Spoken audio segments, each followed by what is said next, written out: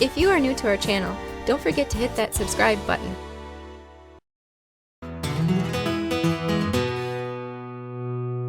It's late fall and we're going to harvest our beets that we had a very difficult time germinating for whatever reason. We're still trying to figure that out. However, they have germinated. We have an irrigation system in the raised beds here that we have now drained. But they took a long time and we replanted it several times in order to get these beets to grow. Now, these beets are larger than a ping pong ball. And you can see that they're of decent size and color. And the beets in other beds did not grow as well as these did. I mean, these are what you would consider store-bought beets. They're just normal size. They're not softball size like we have grown in the past. Now, some of these here are smaller. These would not be there's not going to be the quantity here in order to pickle them in the canning process. However, we will just bake them or cook them on the stove that way. We should have, I thought we had some golden beets in here somewhere. But beets typically take 60 to 70 days to reach maturity.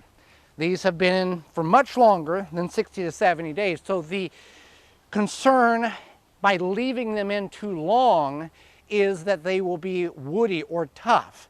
Now, the larger the bulb, the longer it's left in, the more woody or tough it becomes. These are a smaller stature, so they shouldn't be as woody or tough at all, even though they've been left in the ground.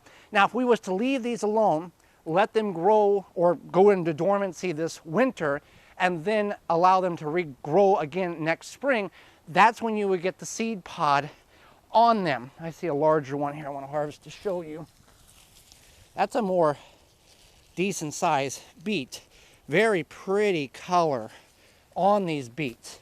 So if you've not grown beets, beets can be grown in containers. We've done that. Raised beds, doing it. In the ground, works well. In grow bags, perfect option.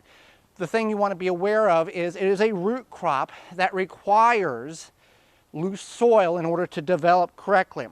And in order to get good germination, you have to keep them watered, and you can put a slight mulch on top of it of pine needles or leaves or shredded paper early on in order to hold the water next to the seed. And then once they get germinated, you do have to trim them back. Otherwise, you'll have multiple plants trying to grow in one area, and then you'll have no bulb development. There's no way around that. That's the way the seeds are developed by nature. They're cluster seeds, 3 to 5 seeds per the seed. Now, Swiss chard is a relation of beet, and with Swiss chard you don't have to thin it out because it's all growing vertical with leaves on them, not a bulb development. So I found some yellow or golden beets. You can see the difference in the color there. Now, the best way to go about doing this is just, the beet greens are edible. However, the beet greens in this point, in this situation, are very tough. So before we even take them in the house, we're just going to cut the tops off and leave the roots intact. We'll clean that up when we get into cooking them. I don't want to do it now because that's going to expose the internal portions and allow it to try to dry out quicker. Just taking the greens off saves a mess in the house, and there's no benefit for us at this point in the growth here of them. But yeah, decent little harvest, not the best that we've had, but we've had worse, but we're happy with this. If you're not growing beets, you can do it on a very small scale or you can do it on a very large scale. And you may have better success than we did this year. We've done it in grow bags with phenomenal success. So we're trying to figure out how we're learning as we go.